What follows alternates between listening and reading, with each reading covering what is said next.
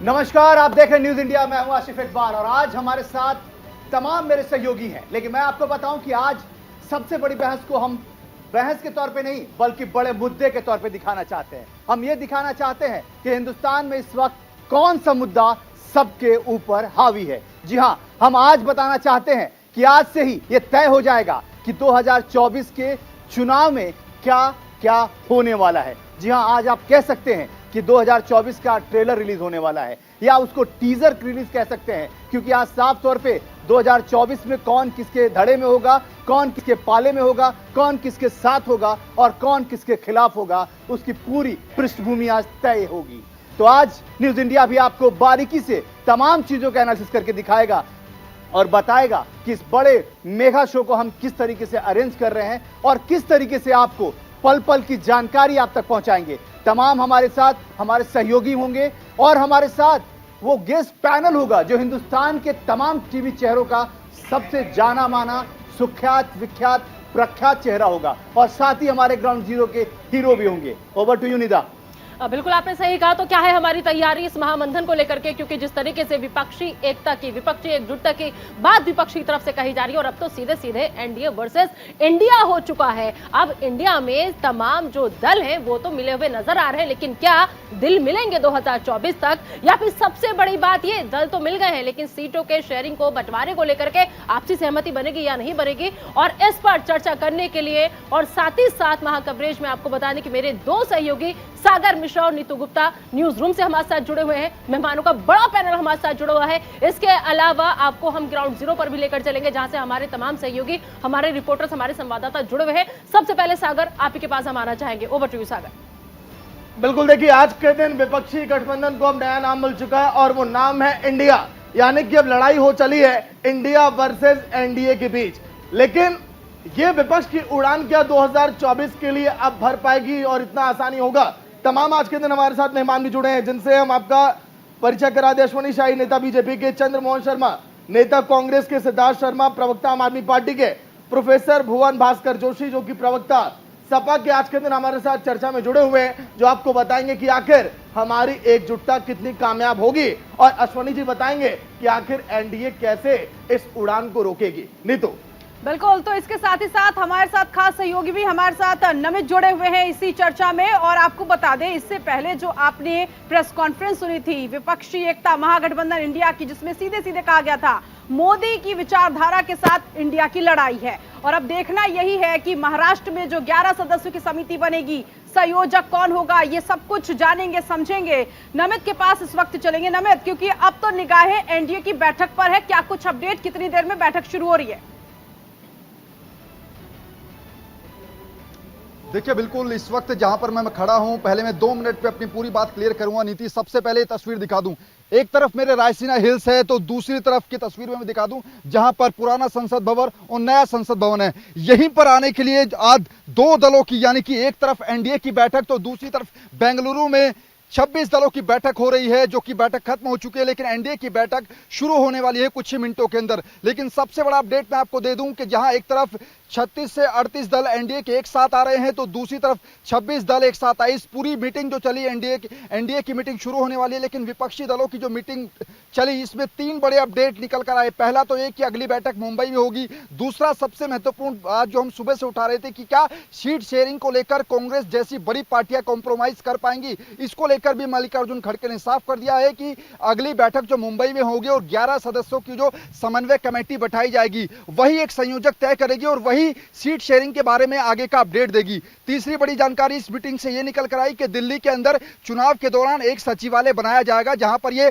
26 दल बैठकर जो है आगे की रणनीति तैयार करेंगे। और सबसे महत्वपूर्ण बात यह कि 2024 का चुनाव जिस इंडिया में होगा, उसी इंडिया के अंदर अब एनडीए वर्सेस इंडिया होगा। ये इंडिया वो इंडिया नहीं जिसमें चुनाव होगा, ये इंडिया इन 26 दलों का गठबंधन होगा, जो कि 2024 में एक साथ चुनावी मैदान में उतरेगा। जैसा मैं बार बार सुबह से बता रहा था कि सीट शेयरिंग, इसके अलावा जो तमाम राज्यों के अंदर चुनावी मुद्दे रहते हैं, उन पर सबसे ज्यादा महत्वपूर्ण बिंदु बनेंगे। और अगली बैठक जो मुंबई में होगी, तमाम अपडेट के लिए आपके पास आएंगे हम। बहुत बहुत शुक्रिया, आपने बहुत अच्छे से, और आप बने रहिए हमारे साथ, क्योंकि हम पल पल की जानकारी इकट्ठा कर रहे हैं और तमाम चीजों पर हम एनालिसिस करने वाले हैं। हमारे साथ तमाम मेहमान हैं। सबसे पहला सवाल अश्विनी शाही जी आपसे, कैसे देख रहे हैं इस पूरे बैठक के नतीजे को, क्योंकि जिस तरीके से पहले मल्लिकार्जुन खड़गे, फिर उसके बाद ममता बनर्जी, फिर अरविंद केजरीवाल और फिर उसके बाद राहुल गांधी।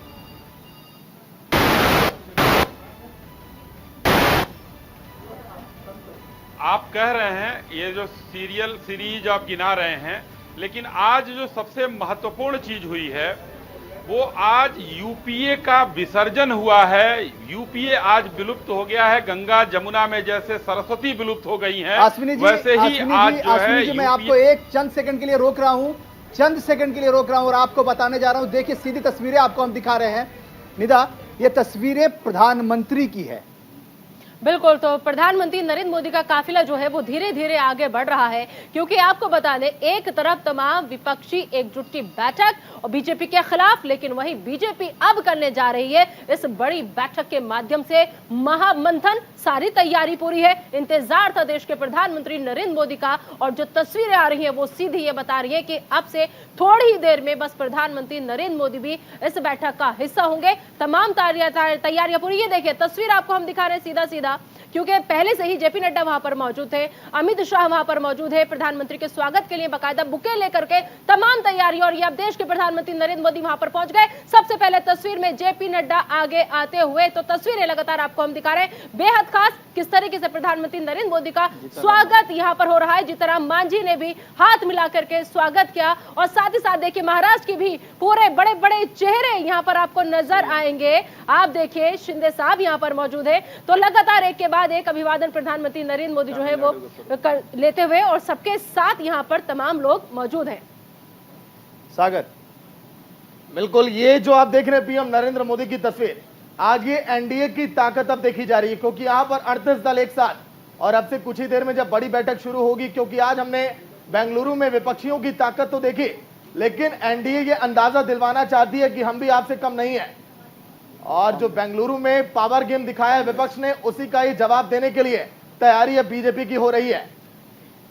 बिल्कुल, तो ये तैयारी तो आपने देख ली। अब से थोड़ी देर में ये बैठक शुरू होने जा रही है। मैं चंद्रमोहन जी के पास आना चाहूंगी। चंद्रमोहन जी, राहुल गांधी कह रहे हैं कि हमारी जो ये इंडिया तैयार हुई है ये मोदी की विचारधाराओं के खिलाफ है, उसके खिलाफ लड़ाई है। सवाल आप कंटिन्यू कर लीजिएगा, बस एक सेकंड। हाँ। दीपक चौबे जो इस वक्त उस बैठक में मौजूद है, हमारे संवाददाता है, ग्राउंड जीरो पे मौजूद हैं, वो उनसे एक छोटा सा रिएक्शन ले लेते हैं, फिर आप अपना सवाल दोहराइएगा। दीपक, आपको अब मेरी आवाज मिल रही होगी। दीपक, आपको मेरी आवाज मिली तो बताइए कि वहां क्या सारे लोग पहुंच चुके हैं, बैठक कितने देर में शुरू होगी? दीपक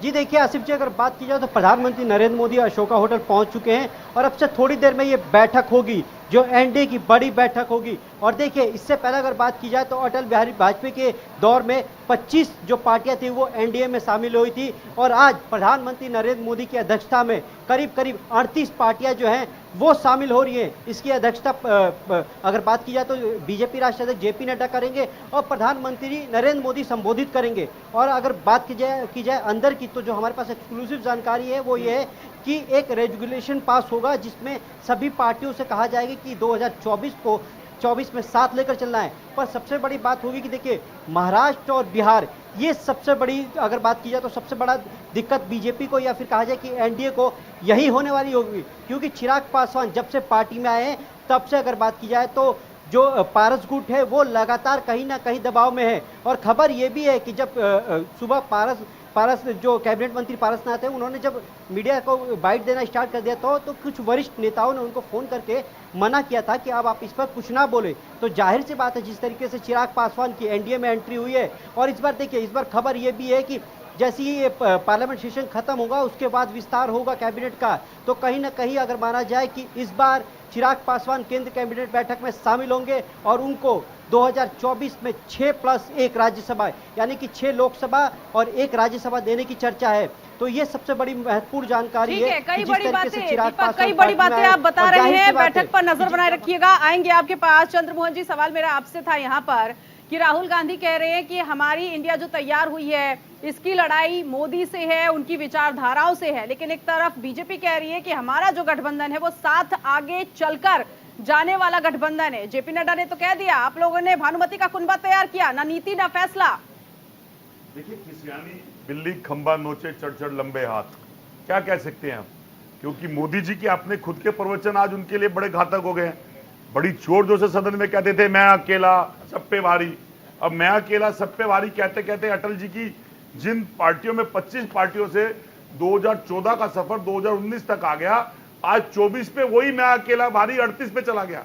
और उस 38 के अंदर चेहरे देखिए कैसे हैं, एकनाथ शिंदे और चिराग पासवान, अजीत पवार, जीतन मांझी, पशुपति पारस, उपेंद्र कुशवाहा, राजभर वो कि जिनको इनकी पार्टी नियत कोसती रही और ये उनको कोसते रहे, और उन्हीं के जिस एक मंत्री को इनके विधायक बनाया हुआ है उसके लिए तो उन्होंने धर्म मजहब की लड़ाई लड़ डाली। तो आज देश के प्रधानमंत्री बिल्कुल अकेले पड़ गए हैं, और इसी अकेले पड़ने के कारण ठीक है। अश्विनी जी से रिएक्शन, चंद्रमोहन जी को आपने सुना। अश्विनी जी, पीएम नरेंद्र मोदी अकेले हो गए, क्या लगता है आपको, क्या कुछ कहेंगे आप? नहीं, चंद्रमोहन जी एकदम सही बात कह रहे हैं। मैंने अभी स्पष्ट रूप से कहा है कि आज कांग्रेस की 125-26 सालों में सबसे बड़ी पराजय है। कांग्रेस को आज इन दलों ने घुटनों पर पहली बार ले आकर खड़ा किया है आजादी के बाद, कि आज कांग्रेस के अध्यक्ष को यह कहना पड़ रहा है कि ना हम कोई प्रधानमंत्री का चेहरा देंगे, ना हम कोई घोषित करेंगे। इसका मतलब कि उन्होंने पहले ही अपनी पराजय स्वीकार कर ली, और वो देखने को मिल रहा है कि कांग्रेस आज सभी अगर एक पोस्टर बनेगा तो एक तरफ एनडीए का कुनबा होगा जिसमें माननीय प्रधानमंत्री जी के एजेंडे पर बीजेपी भी चलती है सर। बड़े नेता के रूप में रहेंगे। अश्विनी जी, स्टूडियो से मैं सागर मिश्रा हूँ। इसी एजेंडे पर बीजेपी भी सभी राज्यों में चलती है। आप भी पीएम नरेंद्र मोदी के चेहरे पर ही चुनाव लड़ते हैं सर सभी राज्यों में। आप भी सीएम का ऐलान नहीं करते हैं। अगर विपक्ष ऐसा कर रहा है तो क्या आपत्ति? तो भाई आज नहीं, आज जो है आप एक चेहरा तो हमारे पास है, इनके पास कौन सा चेहरा है? कोई चेहरा तो बताएं। संयोजक तक नहीं कर पाए ये लोग। और कांग्रेस जो 275 सीटों पर 275 सीटों पर कांग्रेस जो है 1 नंबर रही थी या 2 नंबर रही थी, और आज कहां जाएंगे? बलि का बकरा बना दिया गया है, सीटें नहीं मिलेंगी। भारत की अच्छा देखिए, भास्कर जी से एक रिएक्शन ले लें। भास्कर जी से मुझे दुख होता है। देखिए सर, अश्विनी जी आऊंगा, भास्कर जी, और देखिए आज भास्कर जी और यहाँ पर दो हमारे जो चंद्रमोहन जी, आज करीबियां बढ़ गई हैं। कल इनकी कुर्सियां जो दूर दूर लगती थी, देखिए आज हमारे स्टूडियो में करीब आज कर दी गई है। कल जो लोग अलग अलग कप में चाय पिया करते थे आज एक में भी पी सकते हैं। वो कहते हैं ना सर कि कल तक सियासत में भी मोहब्बत थी, लेकिन आज ये मोहब्बत से ही सियासत है। सागर, बहुत देर से आम आदमी पार्टी के प्रवक्ता सिद्धार्थ शर्मा जी हमारे साथ मौजूद है, वो कुछ कहना चाह रहे हैं। जी, आप बड़े मुस्कुरा रहे हैं, क्या जो भी एक चेहरा होगा सबकी सहमति होगी, आम आदमी पार्टी भी तैयार होगी उस चेहरे पर? जी बिल्कुल, ये अब लड़ाई बिल्कुल स्पष्ट है। देखिए, अंतर यहाँ पर यह है कि आज जो इंडिया का जो मोर्चा खड़ा हुआ है, इसने एक रचनात्मक एजेंडा के साथ लोगों के सामने आया है। ये कह रहा है कि हम स्वस्थ भारत बनाएंगे, शिक्षित भारत बनाएंगे, रोजगार युक्त भारत बनाएंगे। अभी भाजपा के प्रवक्ता जो थे वो हमेशा भूतकाल में जाते हैं कि कांग्रेस पहले क्या कर रही थी। भूतकाल की बात नहीं है। इस देश की 140 करोड़ जनता को भविष्य का निर्माण करना है, इसीलिए भविष्य को ध्यान में रखते हुए इंडिया नाम दिया गया है। और इसमें एक संख्यात्मक, क्योंकि बार बार ना खास करके स्टूडियो टीवी चैनलों में हम लोगों की ये चर्चा होती है, और डेमोक्रेसी में, लोकतंत्र में यह सही भी है कि संख्या का बहुत महत्व होता है। तो ध्यान में रखिएगा कि ये बेंगलोर में जो इंडिया की आज बैठक हुई है, इसमें 11 राज्यों की सरकार और 12 राज्यों के प्रमुख विपक्षी दल, कुल मिला के 23 राज्यों के सरकार या विपक्षी दल यहाँ पर जुड़े थे। जबकि भाजपा की जो एनडीए की आज बैठक हो रही है, उसमें भाजपा नीत गठबंधन सिर्फ 9 राज्यों में सरकार में है और 11 राज्यों में विपक्ष में है। भाजपा के पास 20 राज्य हैं। तो आज इंडिया के पास 23 राज्य हैं, और एनडीए के पास, जिसको हम लोग एनडीए को उनको नाम बदल लेना चाहिए, नेशनल दोस्तवाद अलायंस कर लेना चाहिए, क्योंकि इनके सारे लोग अपने, इनका दोस्तवाद जो ये दूसरों को पर उपदेश क्या देंगे, इनका सारा का सारा इनका एजेंडा जो है, इनकी नीतियां जो है, ये केवल दोस्तवाद के लिए, अडानी के लिए चलती हैं। तो इसीलिए मैं अडानी का नाम नेशनल अलायंस ऑफ अडानी करने के बदले नेशनल दोस्तवाद अलायंस। सिद्धार्थ जी, अश्विनी जी भी कुछ कह रहे हैं, सुन लीजिए फिर आप जवाब दीजिएगा। अश्विनी जी कहिए।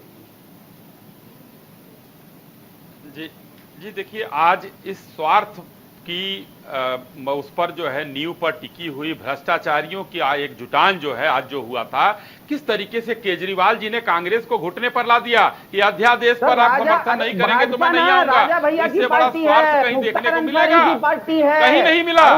आज देखिए क्या स्थिति है। और भारतीय जनता पार्टी एनडीए की जो बैठक हो रही है उसमें किसी एक दल में कुछ अगर हुआ हो तो बता दीजिए, किसी ने कुछ कहा हो तो बताइए। इस तरीके के आज जो स्थितियां जो बनी है वो स्थिति जो है आप लोगों ने कांग्रेस को तो आज मैं श्रद्धा सुमन अर्पित करता हूँ यूपीए को। आज यूपीए को समाप्त किया आपने। ये बहुत ये आप देखिए, हमारे जो आम आदमी पार्टी के मित्र हैं इन लोगों ने आज स्वार्थ की राजनीति की है और कांग्रेस झुकी है उसके सामने, यानी कि आने वाले चुनाव के बलि के बकरे। और मैं बड़ा टेक्निकल चीज एक और बोल रहा हूँ, ठीक है, हमने जान लिया। चुनाव पर पहले नंबर पर या दूसरे नंबर पर रहे थे ये, लेकिन आज कहाँ रहेंगे ये तो तय करना पड़ेगा कांग्रेस को। जिस तरह से पूछा था, कुल मिलाकर एक छोटे से सवाल में आपसे उत्तर समझना चाहूंगी। दल तो मिल गए, दिल मिलेंगे क्या? जी देखिए, सर्वप्रथम मैं आपके चैनल के माध्यम से 140 करोड़ देशवासियों को और आपके जो चैनल के दर्शक हैं सभी को बधाई देना चाहता हूं, क्योंकि आज जो इंडिया करके अलायंस जो बना है ये निश्चित तौर पे लड़ने का काम करेगा। देश जो बचाने की लड़ाई है, संविधान को बचाने की जो लड़ाई है, लोकतंत्र बचाने की जो लड़ाई है, उसके लिए हम सब लोग इकट्ठे हुए हैं। और निश्चित तौर पे आज जो भारतीय जनता पार्टी है उनमें चिंता की जो लकीरें हैं वो ऊपर से नीचे तक आदरणीय मोदी जी से लेकर और हमारे छोटे भाई अश्विनी तक भाई में सब में दिखाई दे रही है। और उसके पीछे कारण है, बिल्कुल मैं आपको रोक रहा हूं, भुवन जी आपको रोक रहा हूं। एक सीधी तस्वीर दिखा रहा हूं आपको। ये सीधी और एक्सक्लूसिव तस्वीरें हैं जो देखना बेहद जरूरी है, क्योंकि समझना होगा कि इस तस्वीरों के जरिए एनडीए क्या मैसेज देना चाहता है। और एनडीए बैठक की ये सुपर एक्सक्लूसिव तस्वीरें हैं जो सीधे न्यूज इंडिया आपको दिखा रहा है। बिल्कुल, आप देखिए कि एक तरफ जहां विपक्ष ने एकजुट होने की तस्वीर पेश की और अभी जो ये तस्वीरें आ रही हैं वो आप देखिए यहाँ पर कि प्रधानमंत्री नरेंद्र मोदी के साथ 24 की लड़ाई के लिए सियासत कितनी गर्माई हुई है। अमित शाह को आप यहाँ पर देखिए, प्रधानमंत्री नरेंद्र मोदी पहुंचे हुए हैं, राजनाथ सिंह यहाँ पर मौजूद है, जेपी नड्डा ने गर्मजोशी के साथ उनका स्वागत किया। अब सवाल ये है कि ये जो लड़ाई है इंडिया और नरेंद्र मोदी के बीच, जो इस बात को राहुल गांधी ये तस्वीरें मैं आपको इसकी चर्चा हम लोग कर रहे थे, चिराग पासवान की अभी चर्चा कर रहे थे। और चिराग पासवान से देखिए जिस तरीके से हमारे संवाददाता दीपक चौबे ने बताया कि बिहार और महाराष्ट्र को लेकर बड़ी लंबी जद्दोजहद करनी पड़ेगी, बड़ी लंबी लड़ाई है। और देखिए साफ तौर पे ये तस्वीरें भी बताने के लिए काफी थी, जिस तरीके से प्रधानमंत्री ने गले लगाया है चिराग पासवान को, वो कहीं ना कहीं से हमारे जो संवाददाता दीपक चौबे हैं उनकी खबर पे मुहर लगाता हुआ वो तस्वीर साबित हो रहा है। क्योंकि उस तस्वीरों में जिस तरीके से प्रधानमंत्री ने चिराग पासवान को गले लगाया, क्योंकि देखिए सबसे मुलाकात कर रहे हैं, सबसे जेस्चर ले रहे हैं, सबसे हाथ मिला रहे हैं, सबसे मुलाकात कर रहे हैं, लेकिन मुलाकातों का जो सिलसिला था, जो खास और आम का फर्क मिटाने के लिए काफी है, क्योंकि तस्वीरें बहुत कुछ बयां करती हैं। इससे पहले जब ये इंडिया जो गठबंधन नहीं बनी है उसकी बैठकों और उसकी तस्वीरों के भी हमने एनालिसिस किया था, आज एनडीए की बैठक की तस्वीरों के भी एनालिसिस कर रहे हैं। और देखिए अब बैठक विधिवत तौर पर अब शुरू होने वाला है। और सागर, ओवर टू यू। बिल्कुल, देखिए पीएम नरेंद्र मोदी ने जब आज के दिन संबोधित किया तो उन्होंने जमकर हमला बोला। उन्होंने ये कहा था कि परिवारवाद की पार्टी और उसी के दम पर ये चलेगी। लेकिन अब आने वाले अभी कुछ ही समय के बाद जब प्रेस कॉन्फ्रेंस का दौर चलेगा और जब बैठक होगी एनडीए की तरफ से, तब कैसे करारा प्रहार किया जाएगा ये भी देखने वाली बात होगी। क्योंकि विपक्ष ने इस बात का जिक्र किया कि हमने इंडिया नाम रखा है, अब बीजेपी इस पर क्या करेगी, अब कैसे हमला बोलेगी। और इसीलिए विपक्षी एकजुटता से कहा यह जा रहा है, विपक्ष बार बार ये कह रही है कि बीजेपी बौखला चुकी है। निदा, बिल्कुल, चंद्रमोहन शर्मा जी से यहाँ पर एक सवाल हम लेना चाहेंगे। अश्विनी जी भी हमारे साथ मौजूद हैं। दीपक से बात कर ली। दीपक, एक सवाल कर लिए, क्योंकि दीपक को अंदर जाना होगा। मुझे लगता है कि दीपक से एक सवाल करके उनको फ्री कर देना चाहिए। निदा जी सर, पूछ लीजिए दीपक जी। दीपक, अगर आप हमें सुन पा रहे हैं तो समझना चाहेंगे कि देखिए तैयारी पूरी है, पीएम नरेंद्र मोदी अंदर बैठ चुके हैं। अब कितनी देर में संबोधन का जो वक्त है वो कितनी देर में रखा गया, बैठक कितनी लंबी चलेगी, क्या अपडेट?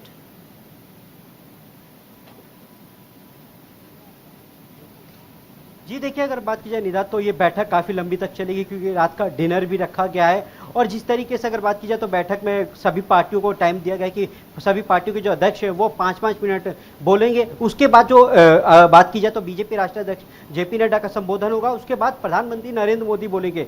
और देखिए सबसे बड़ी बात, ये खबर सबसे पहले न्यूज इंडिया ने चलाई थी, जिस तरीके से आसिफ जी बता रहे थे कि जब प्रधानमंत्री नरेंद्र मोदी पहुंचे तो चिराग पासवान को उन्होंने गले लगा दिया। हालांकि चिराग पासवान हमेशा कहते हैं कि मैं हनुमान हूं और प्रधानमंत्री नरेंद्र मोदी को राम कहते हैं। और इसे एक बड़े नेता से मेरी बात हो रही थी तो वो इस बात को कह रहे थे कि जो 6% वोट जो बिहार में, खासकर अगर बात की जाए बिहार महाराष्ट्र जो अगर दल की बात की जाए, क्योंकि देखिए पिछली बार जेडीयू साथ में लड़ी थी 17 सीटों पर और 17 सीटों पर, इस बार तो वो अलग होने जा रहा है। जिस लगातार